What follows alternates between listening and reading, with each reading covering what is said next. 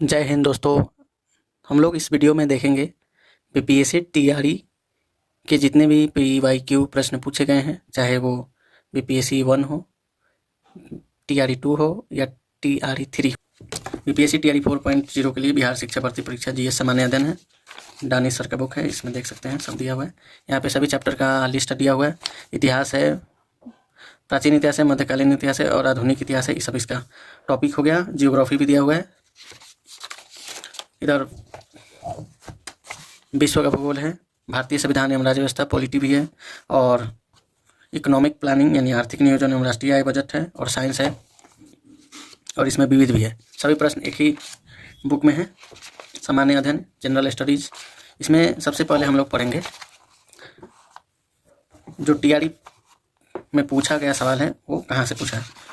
तो सबसे पहला सवाल यहाँ पे देखिए, पढ़ते हैं लोग, बने रहिएगा वीडियो में। 16 महाजनपद बोला है, मगध एवं अंग के मैदान निम्नलिखित में से किसके हिस्से हैं। मगध और अंग का मैदान किसका हिस्सा है, तो मध्य गंगा का मैदान का हिस्सा है। 2023 वाला में पूछा है टीआरई 2 में। मध्य गंगा का मैदान पूर्वी उत्तर प्रदेश और संपूर्ण बिहार का तक विस्तृत है। इसकी औसत ऊंचाई 50 से 100 मीटर है। मगध एवं अंग मध्य गंगा मैदान में स्थित है। मध्य गंगा का मैदान कृषि के लिए प्रसिद्ध है। मतलब गंगा को 3 भागों में बांटा गया है, उच्च गंगा का मैदान, मध्य गंगा का मैदान और निम्न गंगा का मैदान। यहाँ पे देखिए चित्र में दिख रहा होगा, upper Ganga plains, middle Ganga plains और लोअर गंगा प्लेन्स। अपर जो है वो पूरा यूपी है, और यहाँ पे मतलब यूपी के दिल्ली से लेकर यहाँ तक है, बनारसी तक होगा। और इधर पूर्वी उत्तर प्रदेश से लेकर पूरा बिहार यानी वेस्ट बंगाल की सीमा तक ये मिडिल गंगा प्लेन है, यानी बिहार जो है वो मध्य गंगा के मैदान में आता है, और लोअर में हो जाएगा वेस्ट बंगाल से लेके सुंदरबन के डेल्टा तक। मौर्य एवं मौर्योत्तर काल। कौटिल्य किस स्थान में राजनीतिक विज्ञान और अर्थशास्त्र के प्राध्यापक थे, टीचर थे, तो वो तक्षशिला जो कि पाकिस्तान में है। तक्षशिला के कौटिल्य कौन है, वही आप इन्हें जानते हैं चाणक्य के नाम से।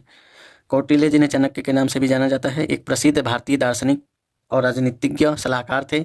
ये प्राचीन तक्षशिला विश्वविद्यालय में राजनीतिक विज्ञान और अर्थशास्त्र के प्राध्यापक थे। उन्होंने अर्थशास्त्र नामक पुस्तक भी लिखी, और इस अर्थशास्त्र मतलब इकोनॉमिक से नहीं है, इसमें राजनीतिक से रिलेटेड चीज़ें लिखी गई हैं। प्राचीन भारतीय धातु कर्म का आश्चर्य लोहे का स्तंभ किस शहर में है, तो वही लौह स्तंभ दिल्ली में है, बताइए आपको। प्राचीन भारतीय धातु कर्म का आश्चर्य लौह स्तंभ दिल्ली में स्थित है। यह कुतुब परिसर में खड़ा है और अपनी जंग प्रतिरोधक संरचना के लिए प्रसिद्ध है। इसमें जंग नहीं लगता है। स्तंभ 7 मीटर अधिक ऊंचा है। लोहे का स्तंभ चंद्रगुप्त द्वितीय विक्रमादित्य द्वारा विजय स्तंभ के रूप में बनाया गया था। और उसको कौन बनाया था, तो चंद्रगुप्त द्वितीय विक्रमादित्य, यह उपाधि है उसको, तो उसने बनाया था 7 मीटर ऊंचा। ठीक है। मिसलिनियस ऐतिहासिक दक्षिणापथ नामक क्षेत्र का विस्तार है।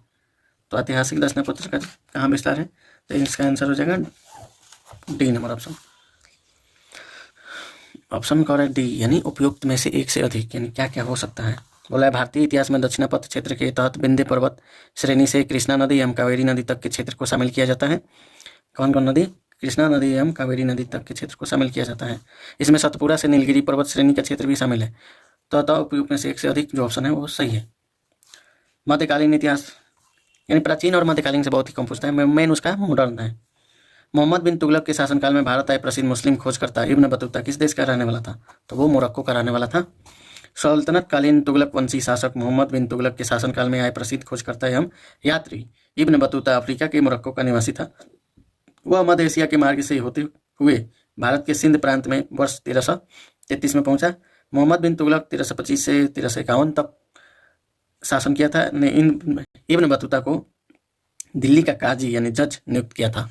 काजी मतलब क्या होता है, जज। यहाँ देखिए, अब यहाँ से सबसे इंपॉर्टेंट है आधुनिक भारत का इतिहास।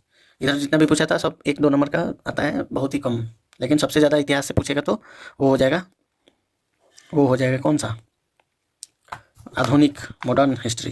निम्नलिखित में से ब्रिटिश शासन के दौरान भारत वर्ष के अंतर्गत निर्वनीकरण का कौन सा मुख्य कारण था।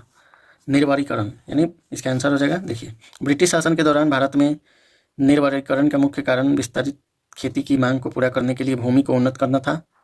साथ ही बढ़ती जनसंख्या, अधिक खाद्यान्न की मांग, वाणिज्यिक फसल और लकड़ी का उत्पादन निर्वरीकरण के अन्य कारण थे। यानी सी नंबर कह रहा है कि विस्तारित खेती की मांग को पूरा करने के लिए भूमि को उन्नत करना। खेती का डिमांड ज़्यादा हो गया था क्योंकि लोगों की संख्या बढ़ गई थी। इसीलिए क्या किए थे लोग, उन्होंने पेड़ उड़ काट कर खेती करना शुरू की, जंगल को हटाकर। 1859 59 के अंतर्देशीय उत्प्रवास अधिनियम ने यह प्रावधान किया कि, क्या प्रावधान किया कि, सी नंबर आंसर है सही। देखते हैं, बागान श्रमिकों को चाय बागानों की अनुमति के बिना छोड़ने की अनुमति नहीं थी।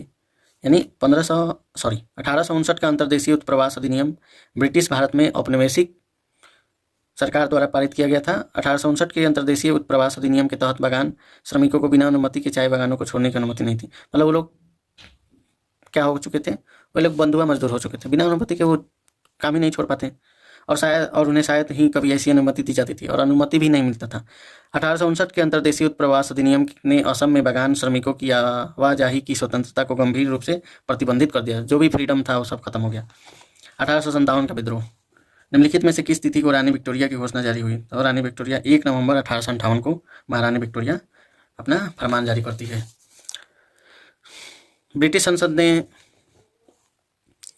1858 के संसद के एक अधिनियम को पारित किया और जिम्मेदार प्रबंधन के लिए ईस्ट इंडिया कंपनी से ब्रिटिश क्राउन को अधिकार हस्तांतरित कर दिए।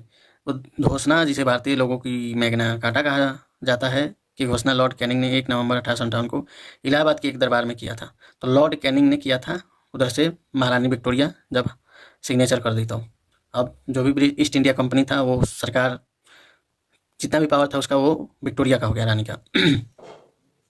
निम्नलिखित में से किसने रानी लक्ष्मीबाई को ग्वालियर पर अधिकार करने में सहायता की? तो सहायता किया था अफगान भाइयों ने। रानी लक्ष्मीबाई को ग्वालियर पर अधिकार करने में अफगानों ने सहायता की। 1857 की क्रांति में महारानी लक्ष्मीबाई ने फिरंगियों से लोहा लेने के लिए बंदा नवाब अली बहादुर द्वितीय को, जिन्हें हुई अपना भाई मानती थी, को पत्र के साथ राखी भेजकर उसकी लाज रखने को कहा था। बंदा नवाब 10,000 सैनिकों के साथ झांसी लड़ने पहुंच गया था। यानी बंदा नवाब अली बहादुर द्वितीय को झांसी की रानी अपना क्या मानती थी? भाई। और उसने 10,000 सैनिकों का पूरा एक ग्रुप भेज दिया झांसी में, और वहीं से उनका मारपीट शुरू हुआ। वो अंग्रेजों को मारने में बहुत ही हेल्प किए अफगानों ने। 1857 के विद्रोह को किसके द्वारा पहली बार प्रथम भारतीय, बहुत इंपॉर्टेंट है, प्रथम भारतीय स्वतंत्रता संग्राम के रूप में वर्णित किया गया? तो बी.डी. सावरकर क्या हो गया? प्रथम भारतीय स्वतंत्रता संग्राम। अब यहाँ देखिए, 1857 के विद्रोह को बी.डी. सावरकर द्वारा पहली बार प्रथम भारतीय स्वतंत्रता संग्राम के रूप में वर्णित किया गया था। उन्होंने अपनी पुस्तक the Indian war of independence 1857 में लिखा। 1857 का भारतीय विद्रोह ब्रिटिश औपनिवेशिक नियंत्रण के लिए व्यापक प्रतिरोध की पहली अभिव्यक्ति थी। मतलब इनके बुक, बी.डी. सावरकर बुक का नाम क्या है? The Indian war of independence, जो कि 1857 में ही लॉन्च किए थे। किस अंग्रेज सैनिक अधिकारी ने झांसी की रानी को यह कहते हुए श्रद्धांजलि दी कि यहाँ वह औरत सोई हुई है जो विद्रोहियों में एकमात्र मर्द थी? तो वो बोला था हीरोज। क्या बोला था? हीरोज। 17 जून 1857 को ग्वालियर के पास कोटा की सराय में अंग्रेजों से लड़ते हुए रानी लक्ष्मीबाई की मृत्यु होगी। बहुत ही 17 जून 1857 को ग्वालियर के पास कोटा की सराय में रानी लक्ष्मीबाई की मृत्यु हो जाती है, शहीद हो जाती हैं। और उसी समय हीरोज उनको बोलता है एक मर्द के समान थी ये औरत। 1857 के विद्रोह के दौरान नाना साहब ने खुद को मुगल सम्राट का डैश घोषित किया, पेशवा घोषित किए नाना साहब। अब हम लोग 1857 से 1757 तक के अन्य बातों को भी देखेंगे अगले वीडियो में। आज के लिए इतना ही। आप लोग बने रहिए इस चैनल में। चैनल का नाम है डीप स्टडी।